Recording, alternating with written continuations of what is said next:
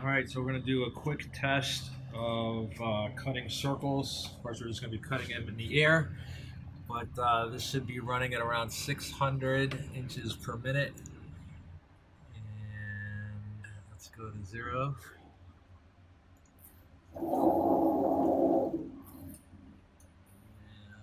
cycle start.